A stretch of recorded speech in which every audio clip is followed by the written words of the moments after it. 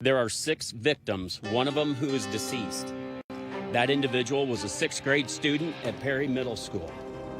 2024 sees its first school shooting of the year, the latest out of Iowa, and what we know about who was behind this attack.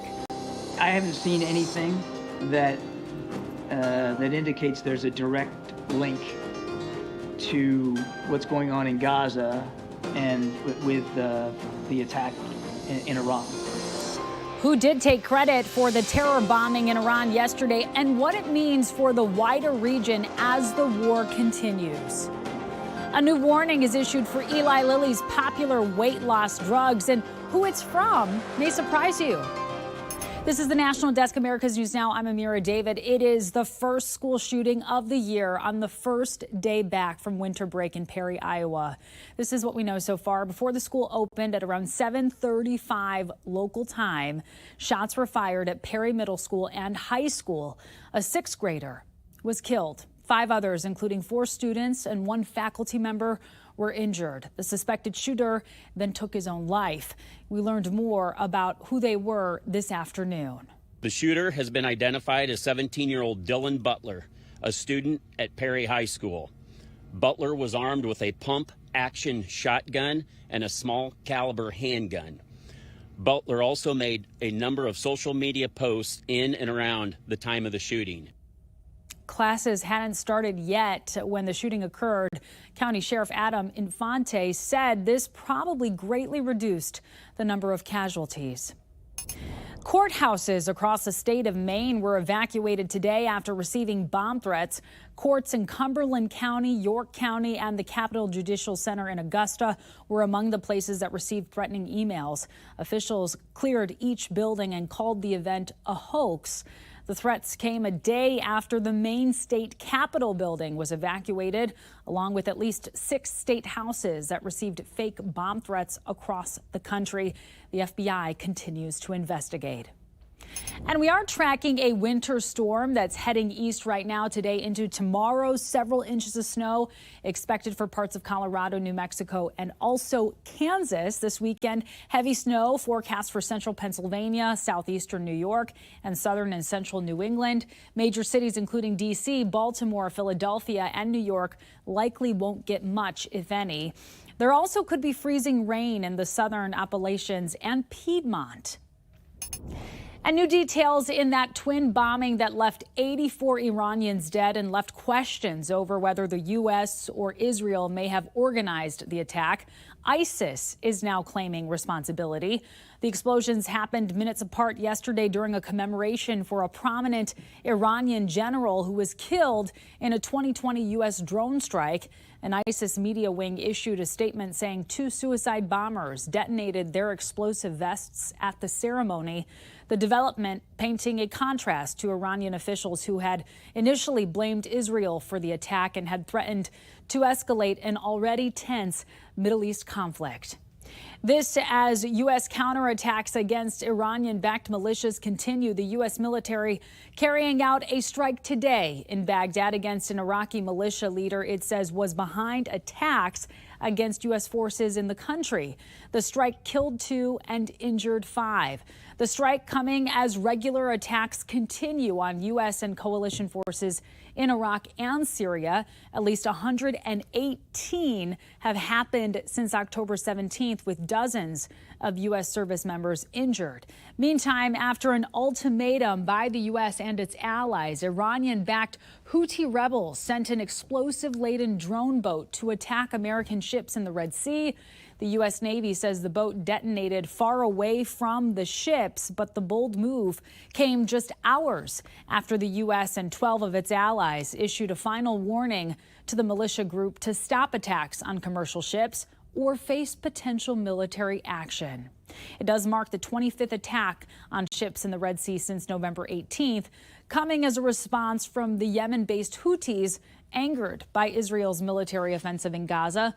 With no signs that their attacks are abating, questions tonight over how the U.S. and a newly formed multinational coalition looking to secure the critical waterway will respond.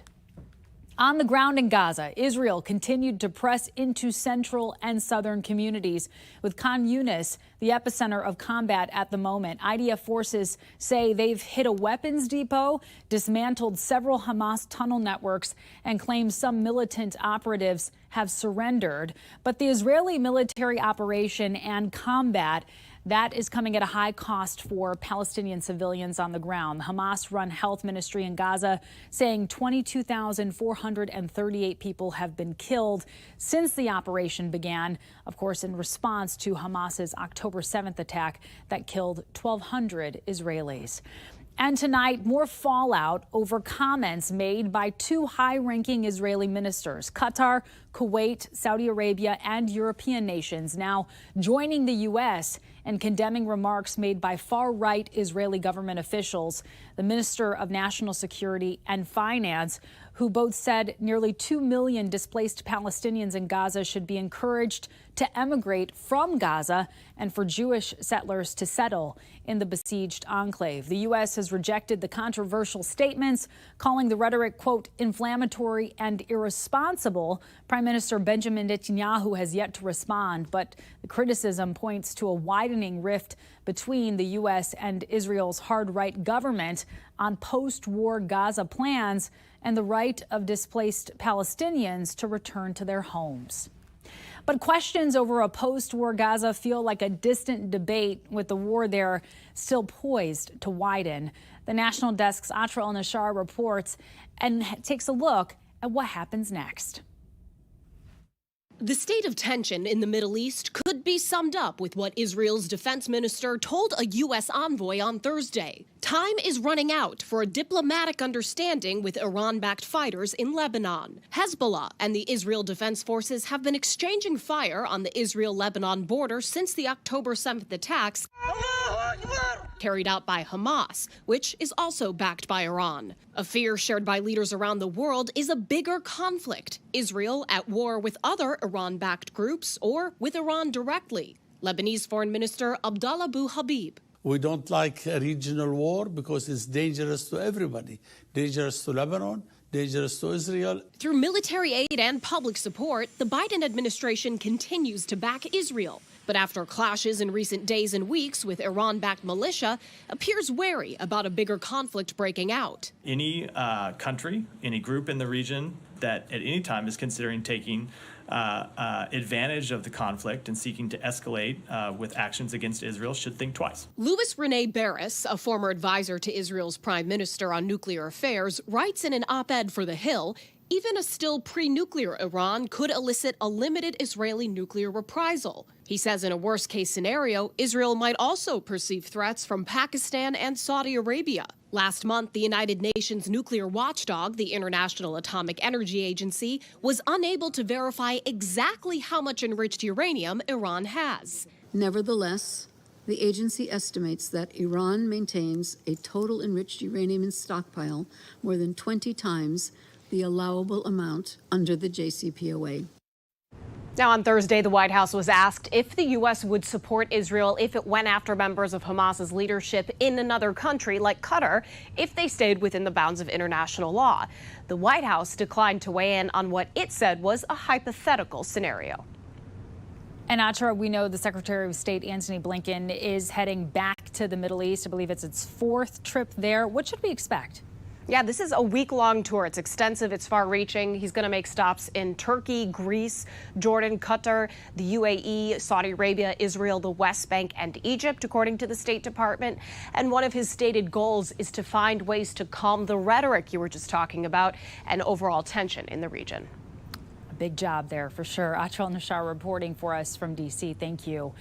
And Donald Trump wants special counsel Jack Smith to be held in contempt for violating a judge's order in the federal election interference case. Trump's attorneys asked a federal judge to sanction Smith and his prosecutors and possibly hold them in contempt, claiming they continued submitting filings despite a state order that has stopped all proceedings. The state followed Trump's appeal of the judge's ruling against his claim of presidential immunity. A father and son duo are in a San Antonio jail in connection to the murder of a pregnant teen and her boyfriend. 19-year-old Christopher Preciado is charged with capital murder in the deaths of 18-year-old Savannah Soto and 22-year-old Matthew Guerra. His father, Ramon Preciado, charged with abuse of a corpse, accused of trying to get rid of their bodies. The couple disappeared a day before Soto was scheduled to be induced to give birth. Prosecutors say there could be more charges connected to the unborn baby. 32 migrants are now safe after they were abducted by armed men near Mexico's border with Texas. The migrants from Ecuador, Colombia, Venezuela, Honduras, and Mexico were kidnapped from a bus on Saturday. Mexico's president says they were left in a shopping center parking lot before they were freed. Organized crime groups in the border area regularly kidnap migrants to hold them for ransom. A controversial bill vetoed by Ohio's governor will get a challenge by state lawmakers. Tonight, a GOP plan in place to call the legislature back in session to override a veto of Governor Mike DeWine. DeWine refusing to sign a bill into law that would have banned trans youth from accessing gender-changing treatment and would have blocked transgendered females from playing in girls' sports. But because Republicans hold a supermajority in both state chambers, there may be enough votes to override that veto.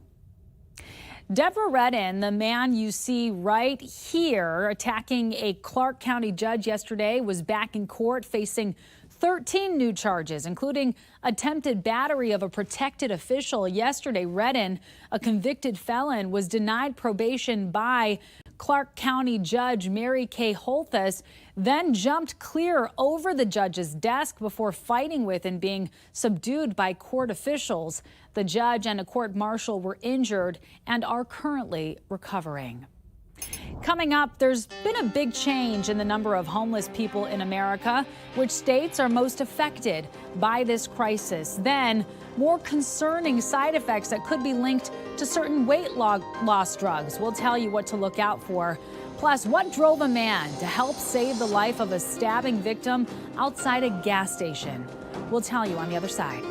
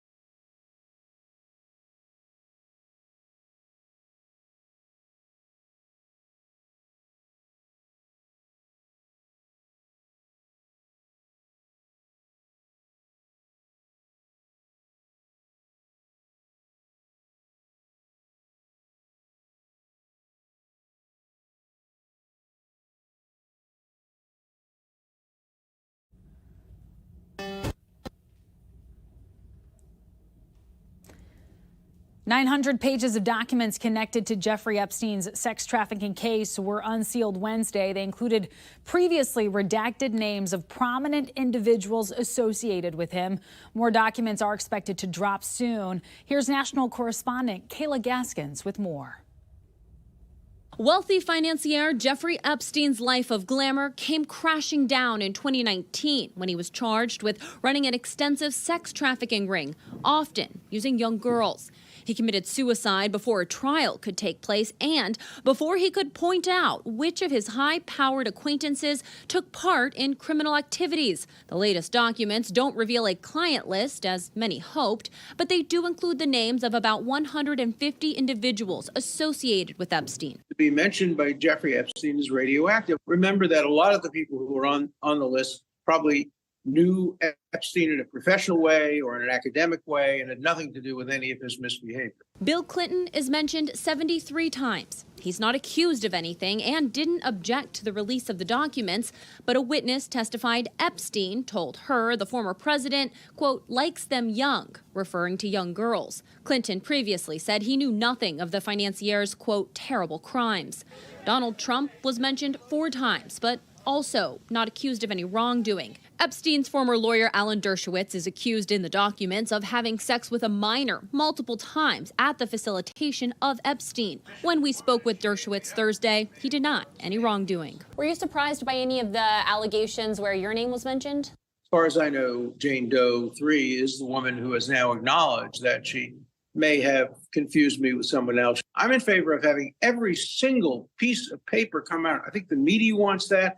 Public wants that. Prince Andrew faces similar accusations of being set up by Epstein to have sex with underage girls. Also mentioned, but not accused, scores of other politicians, celebrities, and academics connected to Epstein, including renowned astrophysicist Stephen Hawking and Michael Jackson. Epstein's partner, Ghislaine Maxwell, is in prison, serving 20 years for her role in the crimes. She maintains her innocence and is in the middle of an appeal. I'm Kayla Gaskins reporting. Kayla, thank you. Donald Trump isn't the only Republican targeted as a 14th Amendment violator. A lawsuit has been filed to keep House Freedom Caucus Chairman Scott Perry off the primary ballot in Pennsylvania for his role in seeking to keep Donald Trump as president following the 2020 election. The lawsuit was filed by Gene Stillop, a Pennsylvania Democrat who had failed to run for Congress in 2020. In response to the suit, Perry's lawyer releasing a statement saying it is but the latest effort by an extremist to disqualify a duly elected official with whom he disagrees. We are confident the Supreme Court will put an end to this lunacy. According to a new Washington Post poll, a growing number of Americans believe the FBI instigated the Capitol Hill riot back in 2021, a conspiracy theory federal law enforcement denies. 25% of Americans say that's probably or definitely true. 11% say there's evidence showing that's the case. Republicans believe this more than most, but there are some independents and Democrats who do as well. 2023 saw a record number of people experiencing homelessness in the U.S. A new HUD report estimates just over 653,000 people were homeless last year. That's a 12% increase from where we were in 2022. California, in particular, has the highest number of homeless people, more than 181,000. That's followed by New York and Florida. And more than 11,000 pounds of Bussetto Foods charcuterie meats could contain salmonella. The company issued a recall for products labeled Bussetto Foods charcuterie sampler prosciutto, sweet sopressata, and dry coppa. The lot code and best buy date, those are listed on the screen there. They were sold as a pack of 2 9-ounce packages. The USDA and CDC are now investigating. Drug maker Eli Lilly is warning against cosmetic use for their diabetic weight loss drugs, Mounjaro and Zepbound. These medications fall into the same category as Ozempic and Wegovy that have been very popular and are leading to shortages and the use of knockoff drugs to lose weight. Eli Lilly stresses these drugs should be used as intended and as approved by the FDA. It comes a day after the FDA announced that they are looking into reports of unusual side effects for those who have been taking these weight loss drugs. Agency leaders are considering regulatory action after reports of hair loss, suicidal thoughts, and accidentally inhaling foods or liquids.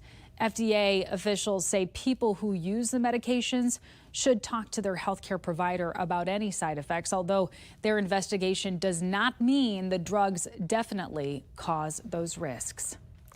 Roughly 1 million children across the United States get ear tubes each year, according to the Boston Children's Hospital, usually requiring general anesthesia and surgery in an operating room. One doctor in Utah is conducting a similar procedure as an office visit.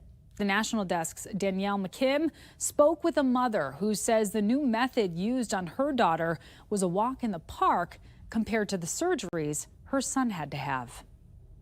This way, guys, right in here. Leah Hawes-Hill and two of her kids know Dr. Jordan Schramm way too well. So ear tubes are supposed to extrude. He's done 4 ear tube surgeries on Jacob. Oh my gosh, that looks so good. Let's try the other side. And about a year ago did the new Tula in-office tube procedure on Samantha. You take this little plug and place it into the ear canal. That fills with a numbing medication while the little one is being held and calmed by a parent. This goes in right up here. Press it up against the eardrum, flush, and click the button, and the tube is in the eardrum. He says it's like a long office visit instead of being under general anesthetic in an operating room. Okay, ready? Leah says Samantha was only 16 months old when she had it done. I'm there, I'm holding her, right with her, like literally my hands are around her. I can soothe her head, talk to her, try and calm her down, and it's pretty quick. After the procedure, she healed just fine without having to come out of anesthesia, like Jacob had to do several times. He has no idea where he is. He is confused, terrified. His body and his mind feel weird. So it's just, I mean, it's at least an hour, maybe more, of just hysterical, sobbing, screaming. And it's awful. It is absolutely the worst. Jacob needs a special kind of tube, so can't have the Tula procedure. But Leah and many parents are thrilled to have another option. When Dr. Schramm suggested or even gave me an idea, he's like, oh, well, you know, there's this new thing we could do. We could do the tubes in office. I said, okay, sold, 100%. Tula is FDA approved for kids 6 months old and up. And Dr. Schramm says if insurance covers it like Leah's, it's a lot cheaper than the OR. Most of the time when you're having any type of surgery, the very biggest chunk of that cost is that facility fee, and that's being eliminated. And if baby Alexandria needs ear tubes down the road, they'll go with the Tula procedure for sure. Okay, all right. Hey, kiddos. Nice advancements in medicine. Coming up, the new high-tech tools that a Florida police department just debuted to reduce the risk of deadly encounters. We'll be right back.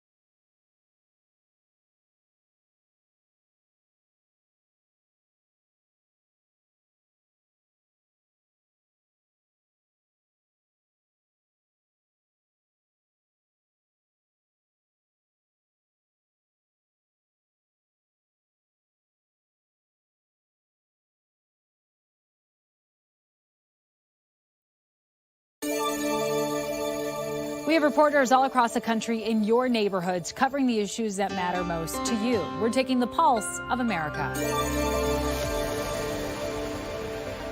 The man who risked his own safety to help a stranger is Lynn Segbart of West Palm Beach. He was inside the Cumberland Farm store waiting to buy a bottle of water. I heard the screaming outside for help. So So I just went out there to see what I could do, probably to help the person. Segbar tells CBS 12 News he ran outside and saw a man with a knife, identified by police as 43-year-old Jose Miranda, stabbing a guy who had been putting gas in his car. As they were tussling, they were kind of like halfway on the ground and such. So first thing I did was went for the knife. I got the gentleman by the wrist.